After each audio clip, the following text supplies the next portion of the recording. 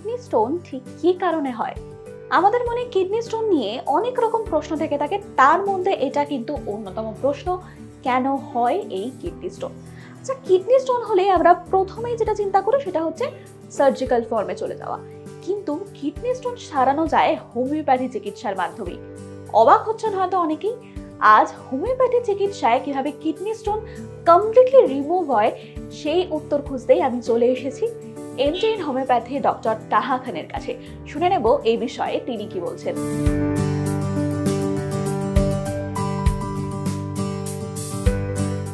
Sir, welcome to health কথা। Thank you. আর যে প্রথমেই আমি থ্যাংক ইউটা বললাম কারণ যে টপিকের উপর আমাদের আজকে কথা হবে তাতে অনেকেই কিন্তু স্যারকে থ্যাংক ইউ জানাবেন, কারণ আমরা সমস্ত উত্তর আজকে স্যারের থেকে জানবো। প্রথমেই বলবো যে কিডনি স্টোন এইটা নিয়ে অনেকের মনে অনেক রকম প্রশ্ন থাকে, কেন হয় এক্স্যাক্টলি, আমার কেন হলো, এক্স্যাক্টলি আমার ফ্যামিলির এদের কেন হলো, এটা তো হওয়ার কথা ছিল না, এরকম অনেকেরই অনেক প্রশ্ন থাকে। তো এক্স্যাক্টলি কিডনি স্টোনটা কেন হয় যদি একটু বলেন। কিডনি স্টোন বেসিক্যালি মানে এক রিজনের জন্য হয় না, মাল্টিপল রিজনস থাকে কিডনি স্টোন হওয়ার জন্য। ফর এক্সাম্পল একটা হেরিডিটারি টেন্ডেন্সিও থাকে, মানে যদি আমার মা বাবার স্টোন হয়েছে at some point in their life, তো চান্সেস আর কে ছেলে বা মেয়ে ওর কিডনি স্টোন একটা হবার এক টেন্ডেন্সি আছে। তো এটা একটা রিজন হলো কি একটা ফ্যামিলিয়াল হিস্ট্রি হতে পারে। তারপর যদি কোনো বেসিক্যালি কিডনি স্টোন তো বেরিয়ে স্টোন ফর্মেশন হয় না, তো স্টোন ফর্মেশন মানে কি অনেকগুলো স্টোন বেসিক্যালি কি ছোট ছোট পার্টিকেলস। কি পার্টিকেলস আছে? পার্টিকেলস আপনার সল্ট পার্টিকেলস ইউজুয়ালি থাকে, সল্ট থাকে আর ফসফেট থাকে, ক্যালসিয়াম থাকে। এটা তো কোনো একটা রিজন যে এই ছোট ছোট পার্টিকেল যে ইউরিনে আছে ওটাকে এক জায়গায় গুটিয়ে দেবে। যে কোনো রিজন, ফর এক্সাম্পল যদি আমার ওয়াটার ইনটেক কম হচ্ছে, ঠিক আছে, ওয়াটার ইনটেক ভালো থাকলে কি হবে কি এসব যে পার্টিকেলস আছে ইউরিন থেকে বেরিয়ে যাবে। কিন্তু যদি আমার ওয়াটার ইনটেক কম হচ্ছে, মানে ডাইলিউশন লেস হচ্ছে, তাহলে অনেক প্রবাবিলিটি আছে কি যে স্টোন ফর্মেশন হবে, যে পার্টিকেলস আছে এটা গুটিয়ে যাবে। তারপর যদি কোনো ডিহাইড্রেশন হয়ে গেল, ফর এক্সাম্পল যদি কোনো পেশেন্টের ফ্লুইড লস হয়ে গেল, ডায়রিয়া হয়ে গেল, ফর এনি রিজন কোনো একটা ফ্লুইড লস হলো, তো বডি থেকে ফ্লুইডটা বেরিয়ে গেল, এটাও একটা কারণ হতে পারে। এটাও একটা করবে কি এটা গুটিয়ে দেবে।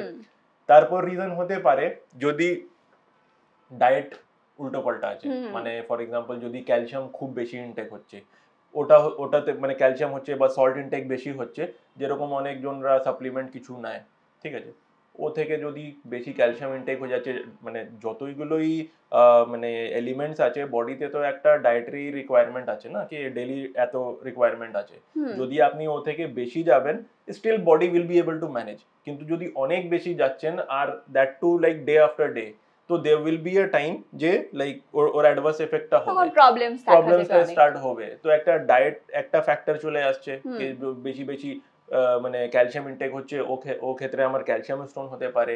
যদি আমার প্রোটিন ডায়েট খুব বেশি, ও খেতে হতে পারে।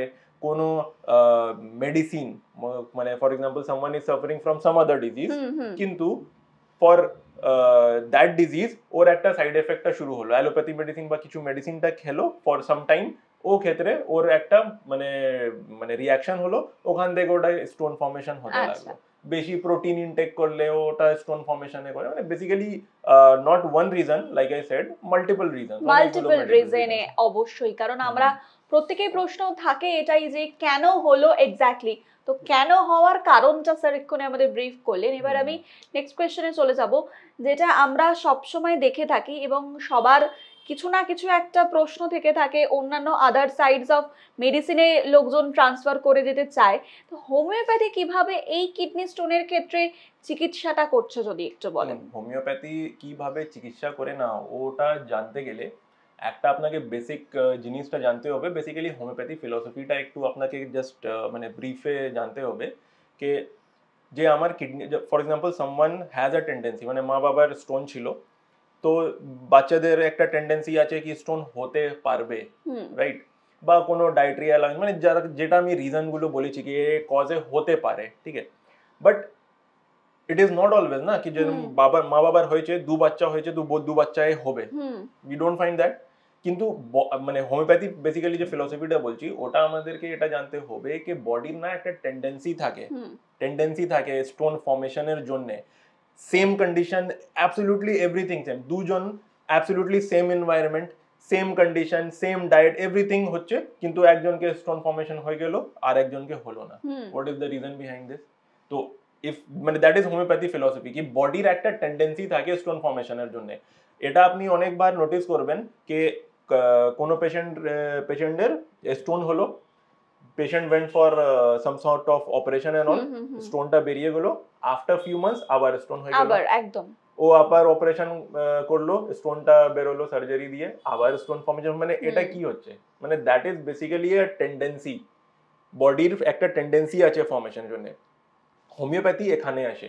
Homeopathy, what homeopathy does is breaks this tendency. Okay homeopathy basically টেন্ডেন্সিটাকে রিমুভ করছে, কারণ কিডনিটা স্টোন ফর্মেশন করছে, ঠিক আছে, আমি স্টোনকে রিমুভ করে দিলাম, বাট বডির যে টেন্ডেন্সি আছে কি আমি স্টোন আবার করব, ওটা রিমুভ হয়ে গেল, আবার কিছুদিন পরে আবার বডি করবে।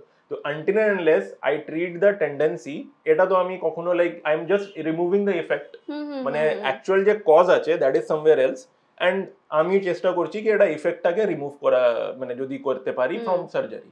তো homeopathy, what homeopathy does is not only let's remove the stones, it breaks the tendency of the body. অনেক ভাব আমি দেখেছি, লাইক আমার নিজে অনেকগুলো পেশেন্ট আছে, বা আপনিও অনেক এটা নোটিস করবেন কি যদি মেডিসিন দিয়ে, স্পেশালি হোমিওপ্যাথি মেডিসিন যদি দিয়ে কারো স্টোনটা ইয়ে হচ্ছে, দেয়ার ভেরি লেস চান্স কি আবার ওর ইয়ে হবে, আবার স্টোন ফর্মেশন হবে, বেসিক্যালি কারণ হোমিওপ্যাথি যে আছে ওটা ইফেক্টটাকে রিমুভ করলো না, ওটা বডির টেন্ডেন্সিটাকে ট্রিট করলো, যে স্টোন বারবার বানাবার যে টেন্ডেন্সি, মানে আমরা যেটাকে বলি একদম গোড়া থেকে চিকিৎসা করা যেটাকে বলে, একদম একদম।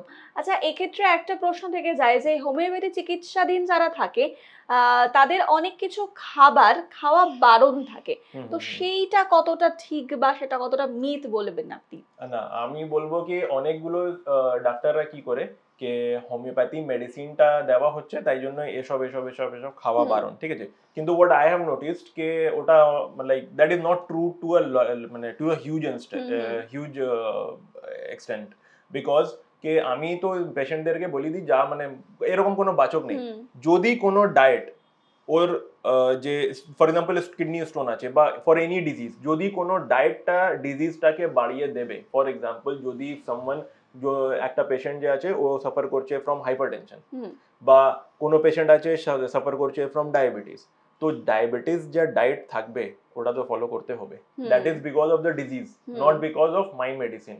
ওটাকে একটু সুগারটা একটু অ্যাভয়েড করতে হবে, কার্বোহাইড্রেট একটু কন্ট্রোল করতে হবে, যদি হাইপারটেনশন আছে তো সল্ট ইনটেক একটু কম করতে হবে। For example in kidney disease, যদি কিডনি ডিজিজ আছে তো হোয়াট আই ইউজুয়ালি অ্যাডভাইস পেশেন্টদেরকে কি একটু টমেটো হলো, শাক হলো, সবজি হলো, ভিন্ডি হলো, এসব একটু কম খাবে, মানে দিস ডায়েটস, মানে in general diets that has more calcium or high protein diet, যারা মানে একটা টেন্ডেন্সি থাকে যে more protein formation means more stone formation, more calcium intake means ultimately risk একটা বাড়িয়ে দেবে স্টোনের ফর্মেশনের জন্য।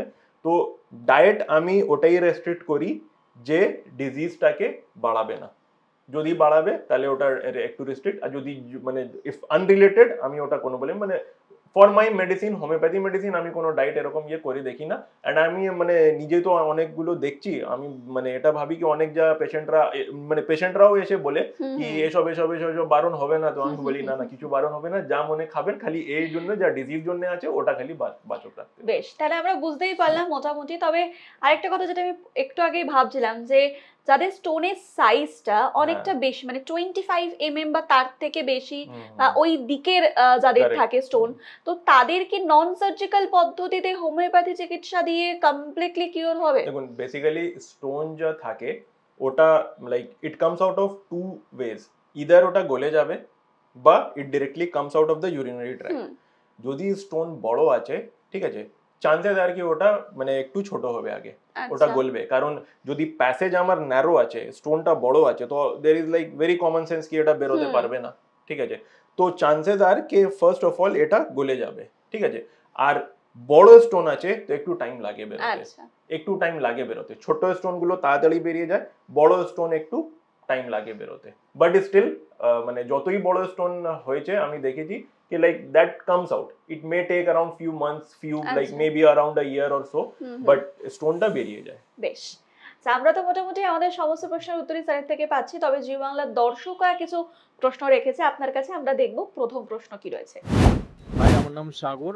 আমার কোশ্চেন হচ্ছে, কিডনি স্টোনে যদি হোমিওপ্যাথি ট্রিটমেন্ট হয় তার কি কোনো সাইড এফেক্ট রয়েছে? কি বলবেন এর উত্তরে? হ্যাঁ, দেখি basically homeopathy medicine has absolutely no side effects in any treatment. মানে যদি if you study homeopathy a bit about মানে how homeopathy medicines are prepared, যদি এটা জাস্ট এক ব্রিফ আইডিয়া আপনি নেন তো আপনি বুঝবেন কি homeopathy medicine undergoes through a lot of process. One of the process is potentisation. ঠিক আছে, তো এই যে প্রসেস মধ্যে থেকে যে হোমিওপ্যাথি মেডিসিনটা তৈরি হচ্ছে, এই প্রসেসটা অল সাইড এফেক্টসটাকে রিমুভ করে দেয়। কোনো মানে অনেকগুলো আপনি দেখবেন হোমিওপ্যাথি মেডিসিনস মানে হোমিওপ্যাথি মেডিসিনস পয়জন দিয়ে তৈরি হয়, বাট স্টিল আমরা লাইক ওটাকে খাচ্ছি। ওয়াই? বিকজ এটা যে প্রসেস থ্রু মানে এটা যে প্রসেস দিয়ে যে হোমিওপ্যাথি মেডিসিন যাচ্ছে, পয়জনাস ইফেক্টস অ্যাবসলিউটলি ওটাকে নালিফাই হয়ে যায়, পুরো রিমুভ হয়ে যায়।